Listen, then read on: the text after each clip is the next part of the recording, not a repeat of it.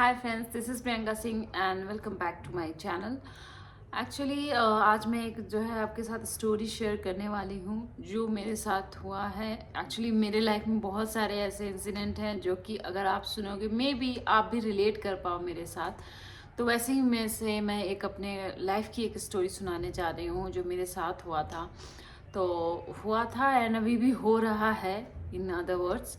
सो मैं एक corporate job में हूँ। मैं कॉर्पोरेट जॉब करती हूँ, आईटी कंपनी है, एमएनसी है, ब्ला ब्ला ब्ला। आई नो आप लोग में से बहुत सारे लोग जो है सेम ही करते होंगे मेरी तरह, बट मैं जो आपके साथ शेयर करने वाली हूँ वो बहुत ही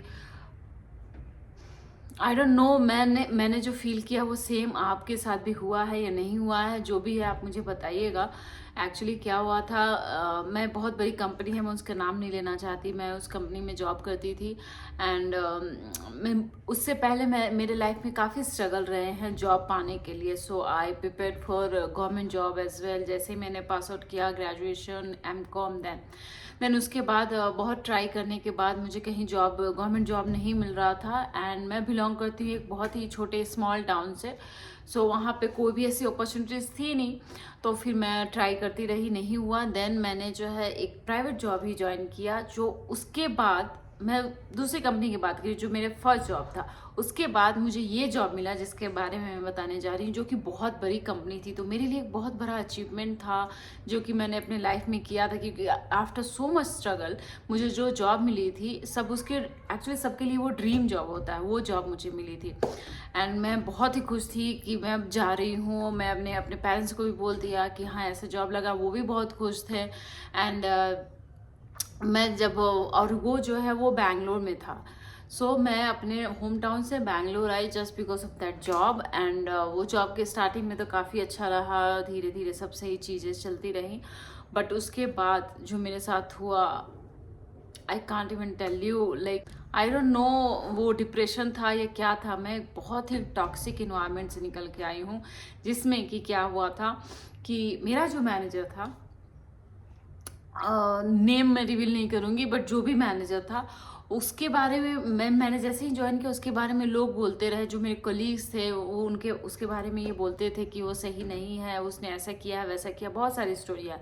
पर मैं वैसी लड़की हूँ कि मैं किसी और की स्टोरी पे जो है बिलीव नहीं करती हूँ कि हाँ वो उन्होंने ऐसा बोला इसलिए मैं सेम अजम्पशन ले लूँ आपके बारे में भी। जब तक मैं अगर वो नहीं ये करती हूँ तो मैं क्यों किसी और की सुनूँ। मे बी उनके साथ उनका वो सीन रहा हो। फिर भी जो भी था मैंने अपने माइंड में वैसा नहीं रखा। मैंने सोचा कि ओके ठीक है, मेरा मैनेजर है, I try to mingle up, क्योंकि मुझे इतने स्ट्रगल के बाद एक जॉब मिला है जो कि इतना बड़ा कंपनी है। मैं वो ट्राई करती रही, जॉब में भी सेटल होने की ट्राई करती रही। फिर अचानक से मैनेजर मुझे एक दिन बोलता है ब्रेक पे जाने के लिए, for a tea break. Corporate में जैसा आप सभी जानते ही होंगे, कॉर्पोरेट में अगर आप जॉब कर रहे हैं तो कभी टी ब्रेक पे चले गए या कभी लंच ब्रेक पे, जो भी हो। तो उसने मुझे टी ब्रेक के लिए पूछा, मैंने मना किया। मैंने बोला कि नो, बिकॉज अगर पूरी टीम जा रही है या कोई और भी लोग जा रहे हैं साथ में, then I can go right.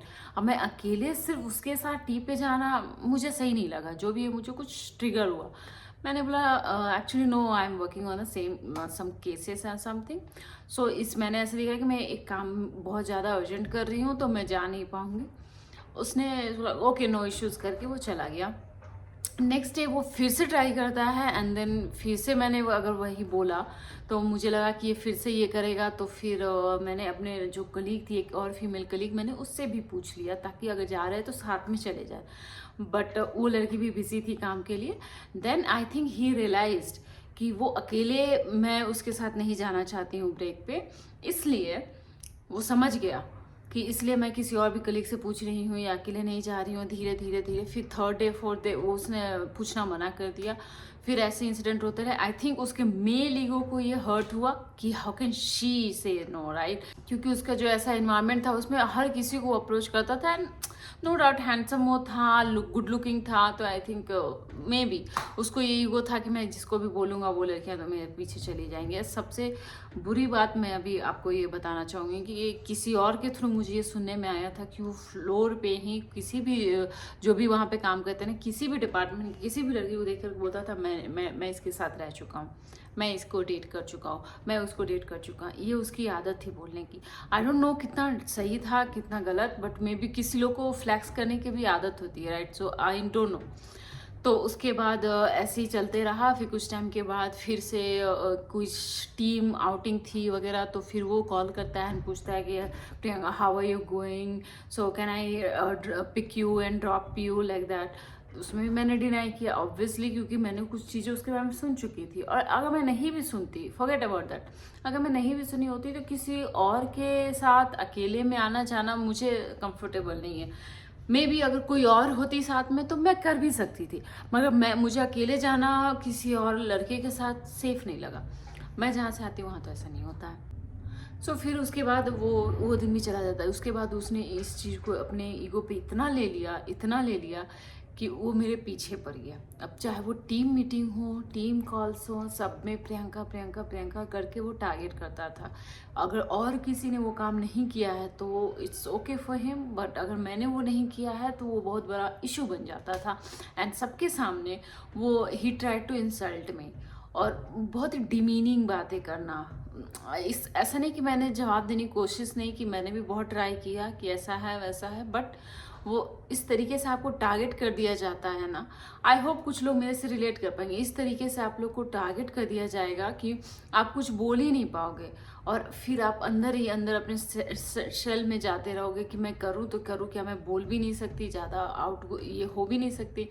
Then और सबके सामने, अगर आप कलीग के सामने आपका कोई इंसल्ट बार बार कर रहा है तो फिर वो कलीग भी आपकी रिस्पेक्ट नहीं करेंगे, धीरे धीरे आप कॉर्नर हो जाएंगे। एंड सेम मेरे साथ हुआ। मेरे साथ मुझे मेरी टीम में कॉर्नर कर दिया गया, जिसके कारण, और उसके अराउंड 1.5 ईयर पास हो चुके थे ऑलरेडी, जिस कारण मैं सीवियर डिप्रेशन में चली गई। मुझे समझ में नहीं आता था कि मैं कब आ रही हूँ ऑफिस से, मैं ट्राई कर रही हूँ सोने का, फिर भी मैं सो नहीं पा रही हूँ। इतना वो माइंड में चलते रहता था कि how did he say that, how did he say that. इतनी सारी बातें वो बोलता था कि मेरे दिमाग में ही चलते रहता था वाइल स्लीपिंग ऑल्सो, और मैं सही से सो भी नहीं पाती थी।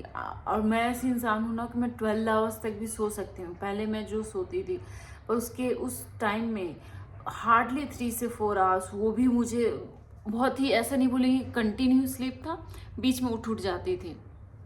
बहुत ही गंदा फेस था मेरे लिए, और मैं उन चीज़ों से फिर मैंने को ट्राई किया कि यहाँ नहीं तो किसी और टीम में, मैं सेम कंपनी में ट्राई करूँ स्विच करने का, वो भी नहीं हो पाया। I tried a lot, may be उसी ने ब्लॉक किया था या क्या है मुझे नहीं पता है, बट मुझे नहीं मिला। तो अनफॉर्चुनेटली मुझे वो कंपनी छोड़नी पड़ी, जो कि सबकी ड्रीम कंपनी होती है। मैं भी बहुत खुश थी और चीज़ें इतनी अच्छी चल रही थी।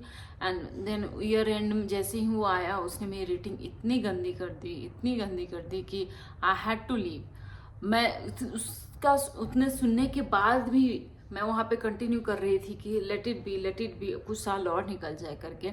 बट उसने मेरी रेटिंग इतनी गंदी कर दी कि मैं अगर वहाँ रहती तो मैं आगे, मुझे कोई एक जॉब नहीं मिल सकता था।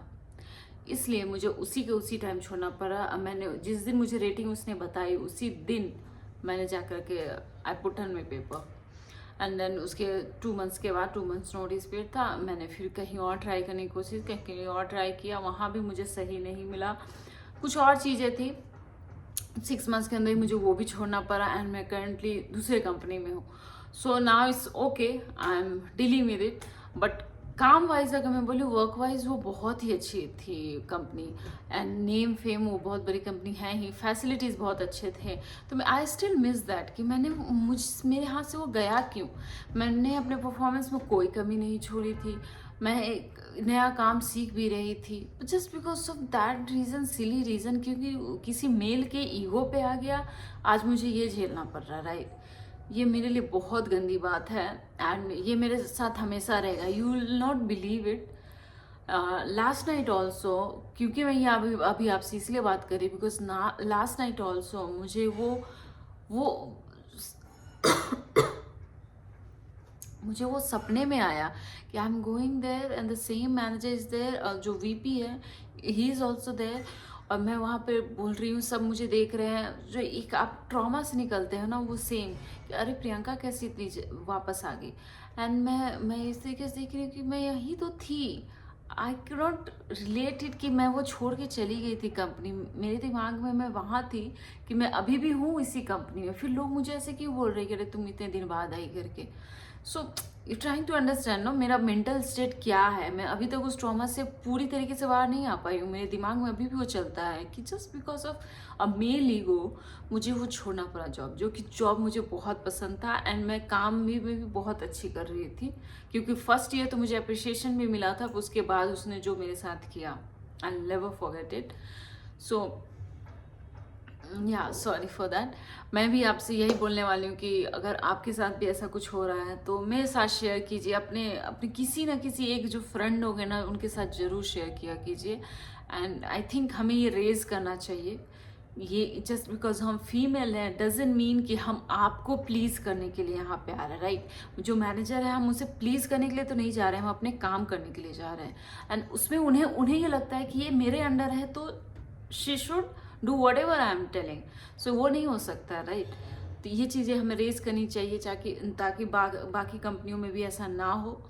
एंड कहीं भी किसी भी अगर एक पर्सन भी अगर ऐसा झेल रहा है और उसे मेरे वीडियो के कारण अगर ये मिल रहा है अपॉर्चुनिटी कि उसे ये नहीं झेलना पड़ेगा, वो बंदा समझ जाए, वो मैनेजर अगर देख रहा है तो वो समझ जाए, तो मेरे लिए बहुत बड़ी चीज़ होगी।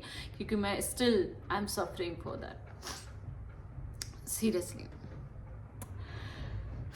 ओके बहुत हेवी हो गया, बहुत हेवी हो गया। तो ऐसी ऐसी चीज़ें मेरे साथ बहुत हुई हैं। मैं अपना इस स्टोरी में बस इतना ही। जो भी आप मेरे साथ शेयर कीजिएगा, आपको क्या लगता है कि इस टाइम मुझे किस तरीके से डील करनी चाहिए। मे भी मैंने मिस कर दिया हो, अगर आपको कुछ पता हो कि किस तरीके से डील करनी चाहिए तो आप ज़रूर शेयर कीजिएगा, ताकि आगे भी लोगों को इस तरीके के गाइडेंस मिले।